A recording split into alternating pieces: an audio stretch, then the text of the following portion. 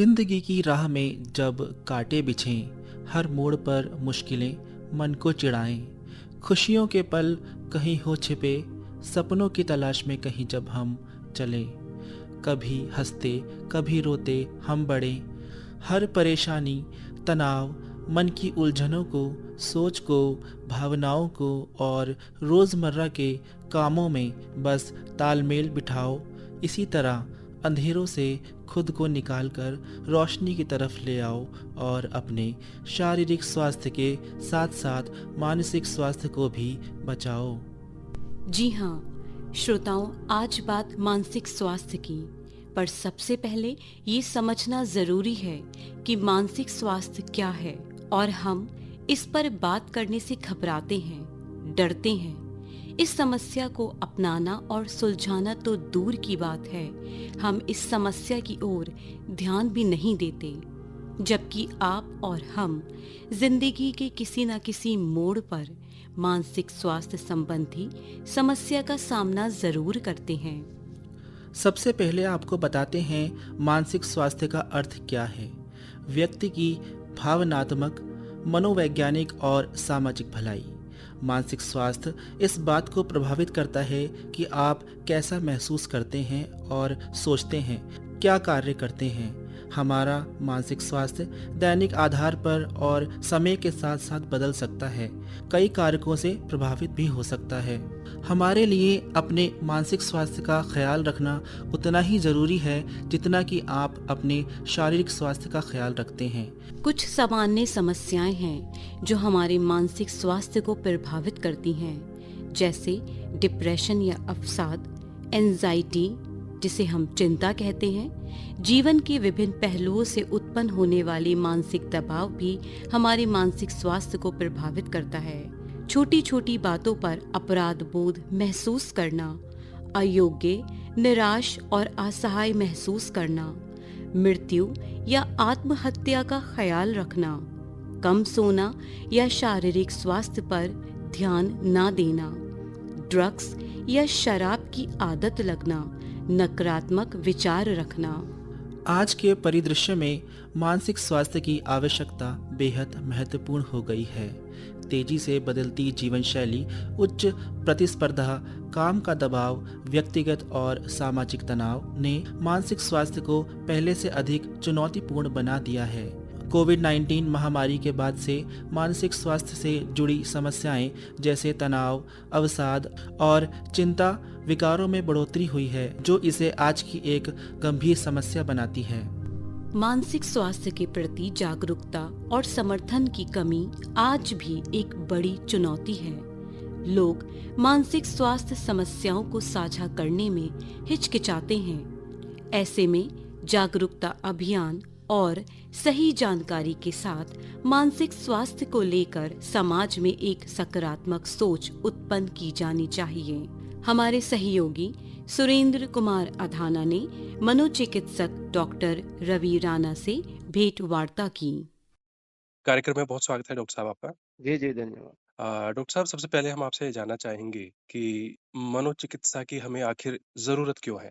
देखिए, सबसे पहले मैं आपको बताना चाहूँगा कि ये मेंटल हेल्थ क्या है। मेंटल हेल्थ हमारी सोचने की शक्ति, समझने की क्षमता और जो लाइफ में अप डाउन आते हैं, उनसे हम कैसे डील करते हैं, वो मतलब हम कहते हैं कि मेंटल हेल्थ है। जी। और अगर हमारी मेंटल हेल्थ अच्छी रहती है, तो हम जो लाइफ़्स के अप्स डाउन आते हैं, उनसे हम अच्छे से डील कर पाते हैं। हम एक एनर्जिक वे में काम करते हैं, हम दूसरों की भी हेल्प करते हैं और जी। अपनी भी लाइफ को अच्छे से जी पाते हैं। और इसकी ज़रूरत क्यों है, इसके बारे में बताना चाहूँगा कि लगभग खाली हिंदुस्तान में 3% जो लोग हैं, किसी न किसी मानसिक प्रॉब्लम से जूझ रहे हैं। माइनर हो सकती हैं, मेजर हो सकती हैं, बट लगभग 15% लोग किसी न किसी प्रॉब्लम से ग्रस्त हैं। डॉक्टर साहब, मनोचिकित्सा है, मनोरोग है, ये जी, एक जी। प्रकार का होता है या उम्र और समस्याओं के आधार पर इसको हम कई भागों में विभक्त करके समझ सकते हैं? जी, जी, जी। हाँ, ये भी आपका बिल्कुल एक जायज़ सवाल है, क्योंकि ज़्यादातर लोग जो समझते हैं कि जो कोई भी जो मानसिक बीमारी होती है, उसको लेके मन में मिथ होता है कि ये एक ही है और बस वो पागलपन होता है। जी। जबकि जो मानसिक बीमारियाँ हैं, वो बहुत तरह की होती हैं और जो लाइफ़ के पड़ाव होते हैं, उसमें अलग-अलग तरह के इसमें बीमारियाँ आती हैं और वो माइनर से लेके मेजर इलनेसेस तक हो सकती हैं। जैसे माइनर जो हम कहते हैं, जो बहुत ज़्यादा जिनमें कोई प्रॉब्लम नहीं होती इनिशियल स्टेज में, जैसे कि डिप्रेशन है, तनाव, एंग्जायटी डिसऑर्डर्स हैं, ओसीडी है, या और दूसरे टेंशन टाइप हेडेक होते हैं। जी। ये होते हैं माइल्ड इश्यूज। और जो मेजर प्रॉब्लम्स होती हैं, जिनमें व्यक्ति को अगर समय से इलाज ना किया जाए, तो उसकी लाइफ के साथ साथ परिवार और समाज पे भी उसका बर्डन जाता है, जैसे कि सिजोफ्रेनिया, हुँ, बाइपोलर डिसऑर्डर, पार्किंसन, डिमेंशिया। ये सब जो मानसिक बीमारियां होती हैं, कॉमन होती हैं। इसके अलावा भी बहुत छोटी छोटी मानसिक बीमारियां होती हैं, जो डिफरेंट डिफरेंट लोगों में और डिफरेंट एस्पेक्ट ऑफ लाइफ पे हो सकती हैं। तो मानसिक बीमारियां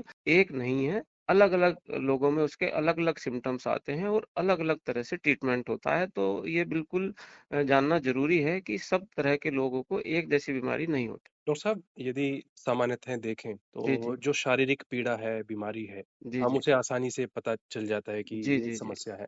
जी। लेकिन जी एक मनोरोगी की पहचान करना बड़ा मुश्किल सा लगता है। जी। जी जी। हमारे बीच या आस-पास यदि कोई व्यक्ति मनोरोग से पीड़ित है, तो जी उसकी जी। हम पहचान कैसे कर सकते हैं? देखिए, जो कोई भी शारीरिक बीमारी होती है, उसको हम, किसी को बुखार आता है या दर्द होते हैं, वो व्यक्ति खुद ही बता देता है। कई बार जो मानसिक बीमारियाँ होती है, या तो व्यक्ति खुद भी नहीं समझ पाता कि उसके साथ कोई परेशानी चल रही है, क्योंकि मानसिक बीमारियों का कोई एग्ज़ैक्ट ऐसा कोई टेस्ट नहीं होता, जो बिल्कुल कन्फर्म हम कोई जाँच करके ये बता दें कि ये बीमार है या नहीं।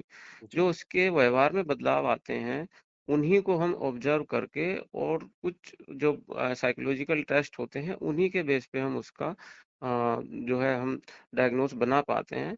फिर भी जो कॉमन जो प्रॉब्लम्स होती हैं, जिनके बेस पे हम मान सकते हैं कि उसको कोई ना कोई प्रॉब्लम है, तो जैसे कि नींद कम या ज़रूरत से ज़्यादा हो जाना, काम में मन ना लगना, स्वभाव में चिड़चिड़ापन आ जाना, याददाश्त की कमी हो जाना, या जिन कामों में पहले बहुत रुचि रहती हो, वो भी करने का मन ना करना, शक वाली भावना आ जाना कि जैसे कोई भी बात कर रहा हो कि मेरे बारे में ही बातें हो रही हैं, बड़ी-बड़ी बातें जी, करने लग जाना, और या नशे की प्रवृत्ति की तरफ उसका रुझान चले जाना, एक कॉमन सिम्पटम्स होते हैं, जो यूजुअली हम डिटेक्ट कर सकते हैं कि किसी पर्सन को कोई मेंटल इश्यू हो सकता है। यहाँ पर एक सवाल और बनता है डॉक्टर साहब।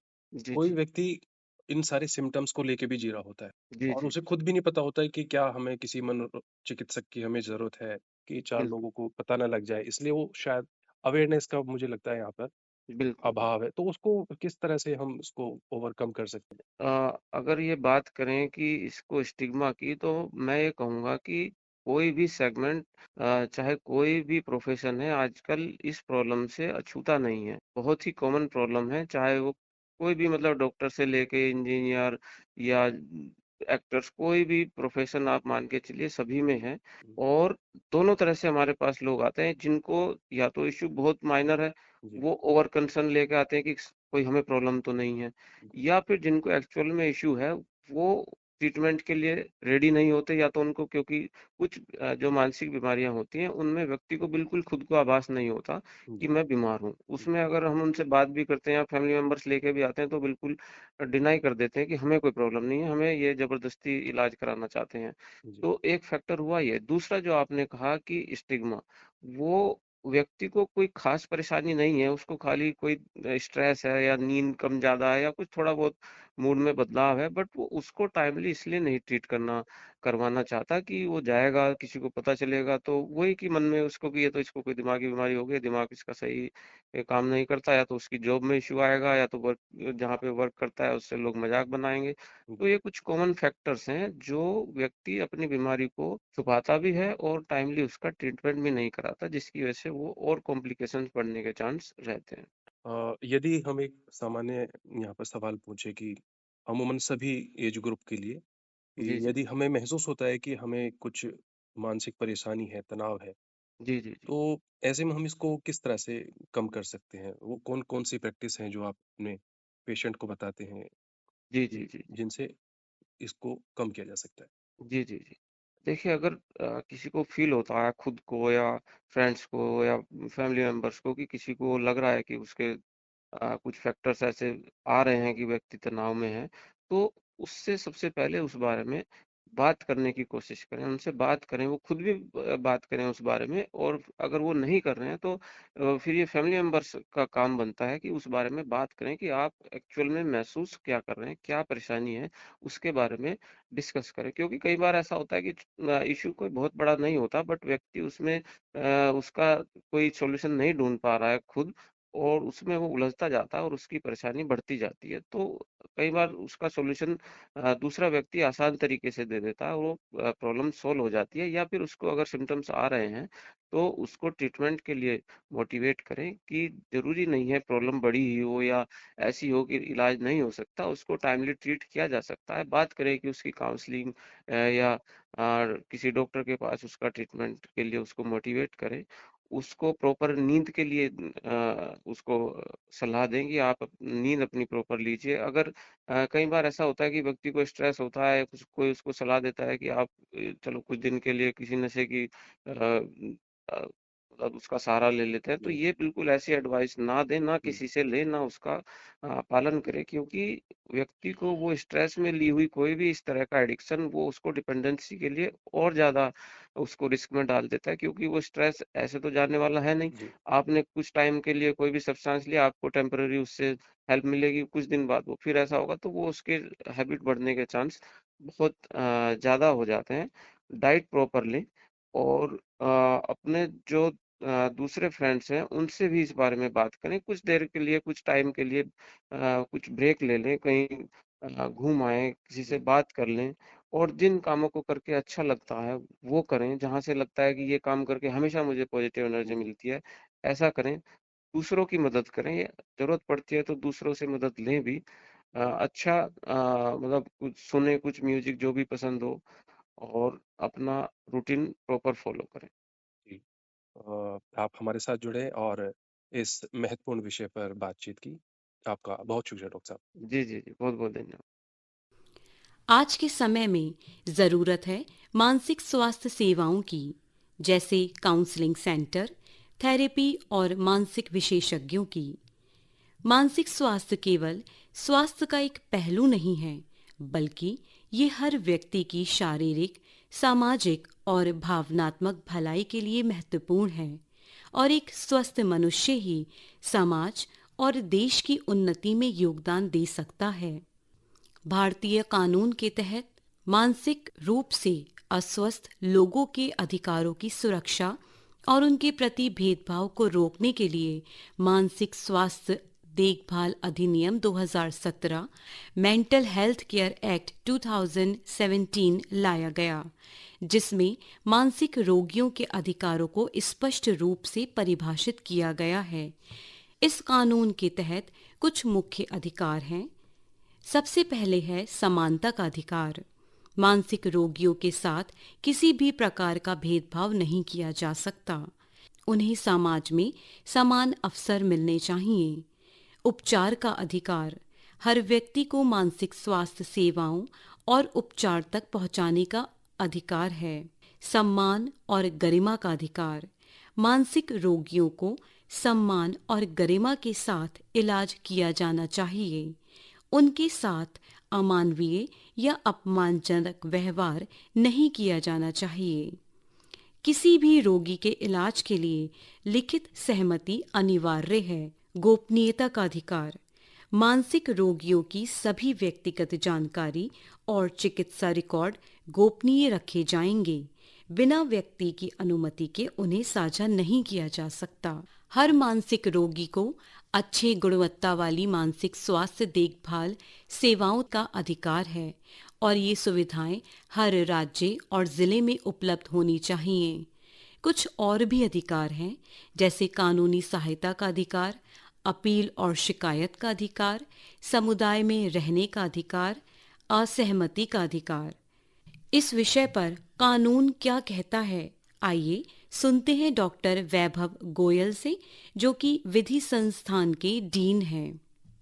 हाँ, 2 अलग-अलग बिंदु रहे, एक तो हमारी सरकार की योजनाएँ और एक कानूनी प्रावधान। दोनों जुड़े हुए हैं, लेकिन दोनों को मैं थोड़ा अलग-अलग एड्रेस करना चाहूँगा। तो पहले हम बात करते हैं कि हमारी भारत सरकार की क्या योजनाएँ हैं। तो जहाँ तक मुझे याद पड़ता है 1982 से सरकार ने national mental health program start किए, और उन मेंटल हेल्थ प्रोग्राम के अंदर उन्होंने मेंटल हेल्थ केयर को एक्सेसिबल एंड अवेलेबल कराने का प्रयास। मतलब जो भी मानसिक स्वास्थ्य के अंदर जिसको मदद की जरूरत है, सरकार ने उसे अपना एजेंडा का एक पार्ट बनाया और उस एजेंडा के अंदर उन्होंने हर जिले के अंदर जिला मानसिक स्वास्थ्य कार्यक्रम को स्टार्ट किया और डिस्ट्रिक्ट लेवल पर यह इंश्योर करने का प्रयास किया कि मानसिक स्वास्थ्य से जुड़े जो मुद्दे हैं उनको प्रॉपर तरीके से एड्रेस किया जाए। हमारा जो आज की तारीख में नया कानून जो मानसिक स्वास्थ्य के ऊपर आया, that is mental health care act 2017, अगर ये हम बात करें तो ये यूनिवर्सली जो एक्सेसिबल रिसोर्सेज हैं, एक व्यक्ति पूरे वैश्विक जो हमारे संसाधन हैं उसका बराबर प्रयोग कर पाए, इसे हम इक्वल अपॉर्चुनिटी के अंदर भी बात करते हैं।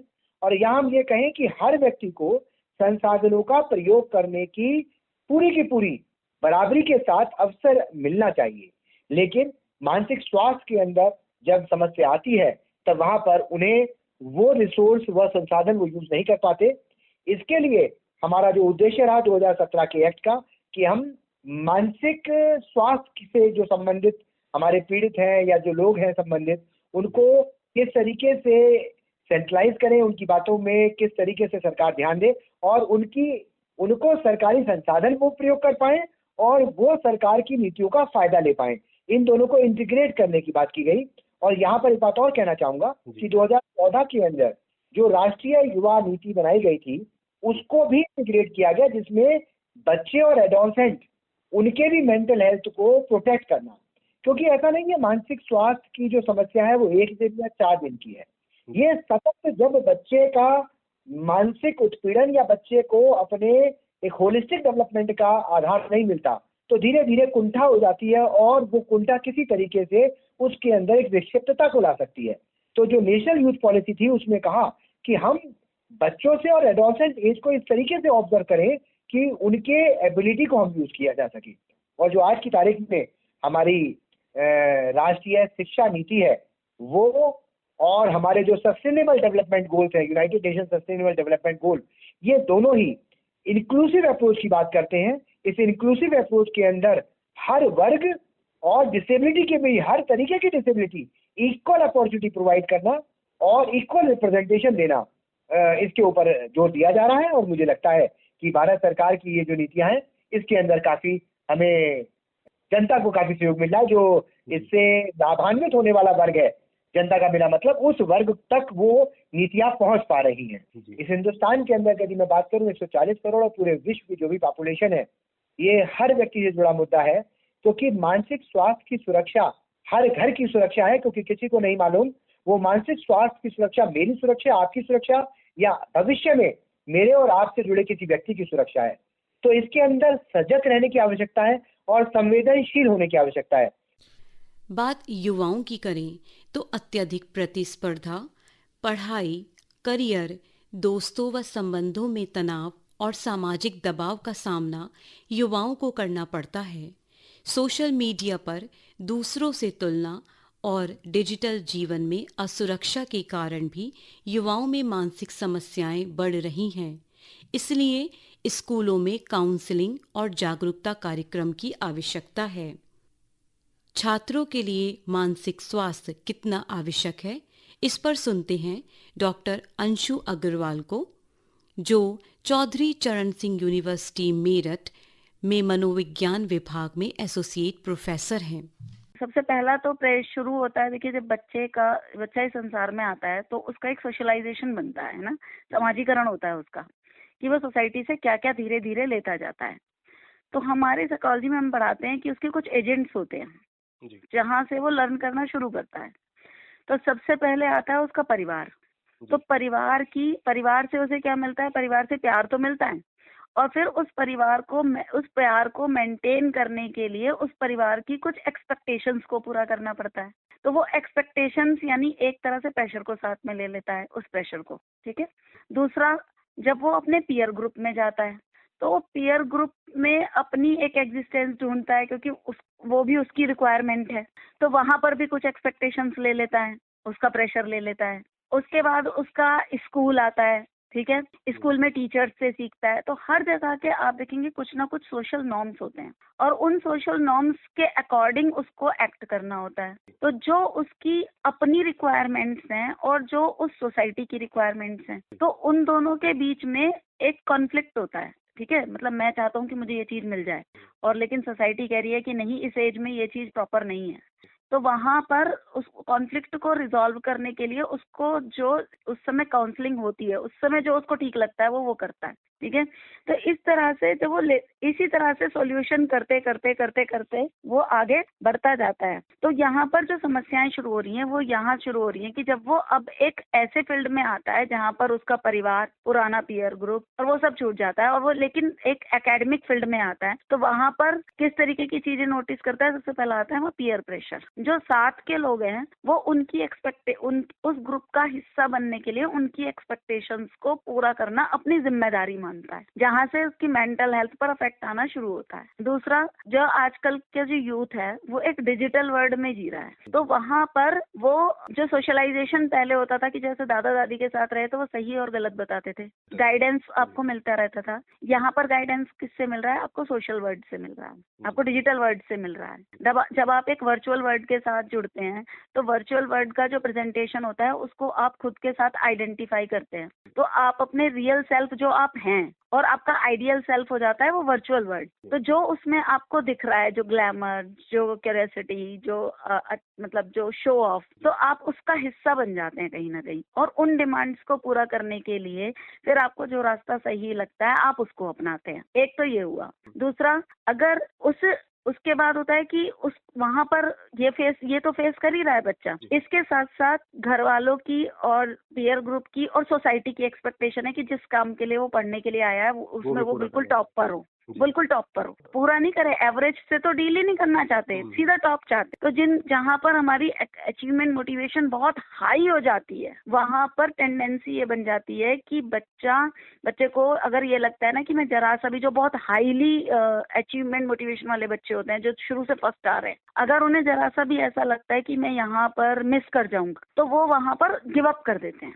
छोड़ के भाग जाते हैं। वो उस कंपटीशन को फेस ही नहीं करना चाहते। तो इस तरीके की जब प्रॉब्लम्स आती है, दूसरा उस पेरेंटल प्रेशर, तो जब ये सारी चीजें मिसमैच होती हैं, यहाँ से मेंटल हेल्थ प्रॉब्लम्स शुरू हो जाती हैं कि वो पेरेंट्स की एक्सपेक्टेशंस पर खरा उतरे, अपने पीयर प्रेशर की। और पीयर प्रेशर क्या होता है? अरे छोड़ो, जो एंजॉय कर रहे हो इस समय इस चीज को एंजॉय करो, और जो आपको दिखाई दे रहा है उस डिजिटल वर्ल्ड में वहां पर खुद को प्रेजेंट करो। कम से कम 4 पिक्स डेली की डल जानी चाहिए सुबह से शाम तक। लाइफ बहुत इजी गोइंग होनी चाहिए। कूल की डेफिनेशन क्या ले रहे हैं आजकल स्टूडेंट्स की? कूल रहना चाहिए, यानी कि रिस्पॉन्सिबिलिटी लेने से डरते हैं, रिस्पॉन्सिबिलिटी लेना ही नहीं चाहते कि ना ही घर की ना पेरेंट्स की। उन्हें लगता है ये कूलनेस है कि हम किसी की कोई एक्सपेक्टेशन, और या जब वो इतना प्रेशर होता है तो फिर वो गिव अप करना शुरू करते हैं। तो यहाँ से वो कूल वाला जिसको ये कूल कह रहे हैं ना, फिर इधर चलना शुरू कर देते हैं। तो यानी कि लाइफ में बैलेंस बनाने में दिक्कत आ रही है। और जैसे आपने मोटिवेशनल स्टोरीज सुनी होंगी ना बचपन में कि बच्चा कभी फेल हो जाता था, कोई बात नहीं,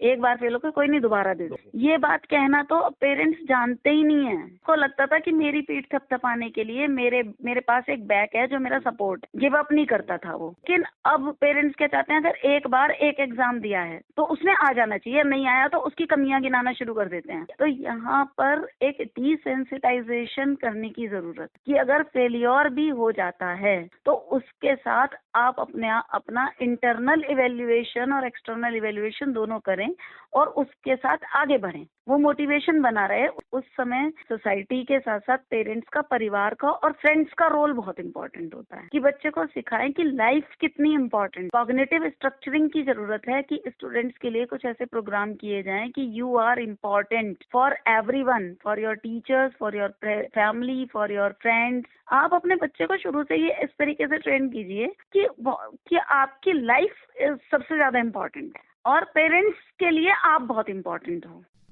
मानसिक स्वास्थ्य पर युवाओं के क्या विचार हैं? आइए सुनते हैं भारत से, जो पोस्ट ग्रेजुएशन के छात्र हैं।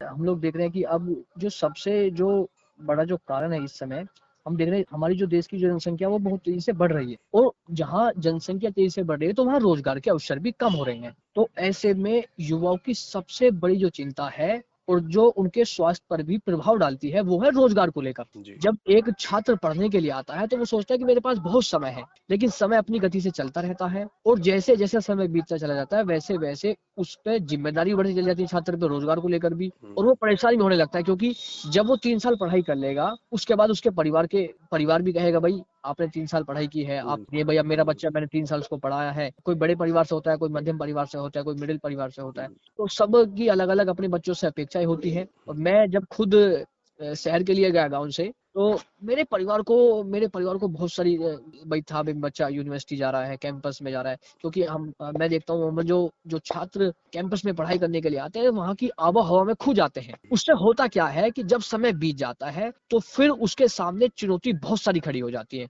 जो उसके स्वास्थ्य पर भी नकारात्मक प्रभाव डालती है। कि अवसर के बिना काबिलियत कुछ भी नहीं है। देखो, अवसर तो हर विद्यार्थी को चाहिए, लेकिन हमें उस अवसर को पाने के लिए हम आपको खुद भी तो तैयार करना होगा, हमें अपना आपको खुद भी तो इस तरीके से बनाना होगा। सबसे बड़ा जो आजकल जो छात्रों के साथ हो रहा है वो ये हो रहा है कि जो वो चाहते हैं, जो उनका लक्ष्य है, वो उस हिसाब से अपने आप को तैयार नहीं कर पा रहे, तो इसलिए उनके सामने चुनौती खड़ी होती है। अगर वो समय को महत्ता को देखते हुए, समय को देखते हुए अगर वो सही से समय पर पढ़ाई करें और क्लास में जो बताई गई बातें उनको ध्यान से सुने, उन पर काम करें और अपने करियर को लेकर फोकस करें, तो वो जरूर सफलता पाएंगे। लेकिन जब वो इधर उधर भटकते हैं, उसके बाद समय बीता है, तो फिर ये सारी चुनौतियां उनके सामने खड़ी हो जाती है। बिल्कुल ये सही बात है कि अवसर उन्हीं को मिलते हैं जिनके अंदर काबिलियत होती है। हमें सिर्फ कर्म करते जाना है। जब कोई भी विद्यार्थी अपने जीवन में कर्म को प्रधानता देता है तो निश्चित तौर पे हर क्षेत्र में वो सफलता प्राप्त करेगा। अगर वो चाहेगा कि मुझे आज ही सफलता मिल जाए, तो ऐसा कभी नहीं होता। किसी भी क्षेत्र में अगर आपको सफलता पानी है तो आपको लगातार मेहनत करते रहने पड़ेगी।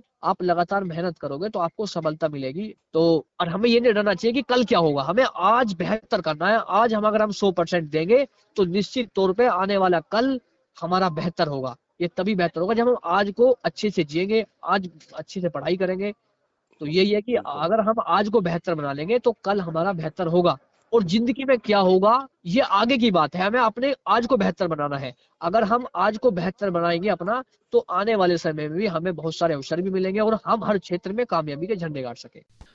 जीवन शैली में कुछ सकारात्मक परिवर्तन करके हम अपने मानसिक स्वास्थ्य को अच्छी स्थिति में रख सकते हैं और होने वाली किसी मानसिक समस्या से भी बच सकते हैं। हम कोशिश करें कि हम दूसरों से जुड़े रहें और अपने आप को अलग न समझें। पॉजिटिव सोचें, शारीरिक रूप से सक्रिय रहें, दूसरों की मदद करते रहें, पर्याप्त नींद लें और समय पर सोएं, समय से जागें, संतुलित आहार लें, खासकर मूड को बेहतर बनाने वाली चीज़ों को खाएं, शराब, धूम्रपान और ड्रग से बचें, खूब धूप लें, तनाव ज़्यादा ना लें, बहुत ज़्यादा सोचना बंद करें, एक्सरसाइज और योग करें।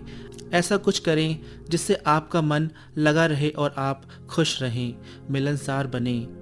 चलते चलते आपसे यही कहेंगे, जीवन की राह में जब भी घने बादल छाएं, तब दिल की सुनो, अपने मन को समझो, सपनों के फूलों को पानी दो, चिंताओं की छाया को छटने दो, हर कठिनाई से सबक लो, जीवन में बस खुशियों को चमकने दो, खुद से बात करो, जीवन में मुस्कान को भरने दो, मानसिक स्वास्थ्य से सजग रहकर हर दिन की एक नई शुरुआत होने दो। चलो साथ मिलकर खुशियां बांटते हैं, जीवन के हर मोड़ पर साथ निभाते हैं, सकारात्मकता से खुद को भरते हैं, जीवन की बगिया में चलो नए फूल खिलाते हैं, मानसिक स्वास्थ्य से जुड़ी समस्याओं को कुछ इसी तरह साथ रहकर दूर भगाते हैं।